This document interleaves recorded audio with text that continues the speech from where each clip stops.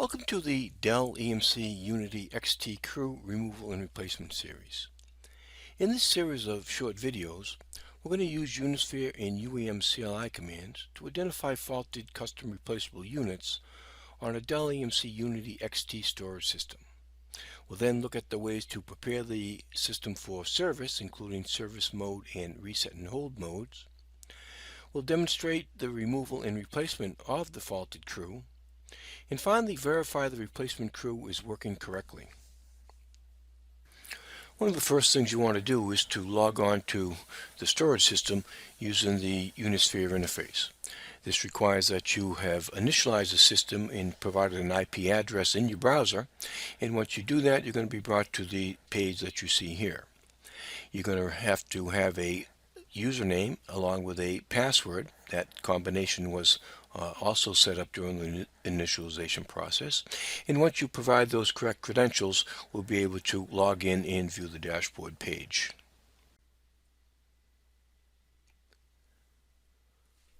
We see the dashboard page here, and from the system health we see we have a hardware error. We have other errors as well, but we'll concern with the hardware error at this particular point.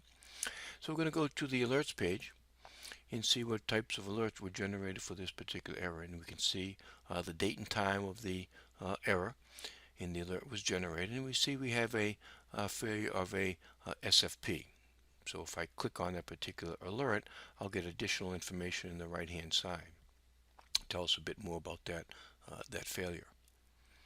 Now I can go ahead and validate that through the logs as well, and you always look for the same date and time of what that particular error, and I can see it here. It logged it at the same time, so we can see the SFP has a failure, and it's on a fiber channel port. And it really wouldn't matter. Replacing SFP is the same anywhere. So we're going to click on the blue text here from the enclosures page, and we're going to take a look at the failed part. And again, it wouldn't matter if it's what port it is. An SFP is replaced in the same manner. You uncable it and pull it out and replace it with a new one. And that's what we're going to do here. So if we go to the service task page, we're going to see that we in fact have an error logged up at the top. The storage system has logged that error. It's a major issue, but the storage processes themselves are in a healthy state.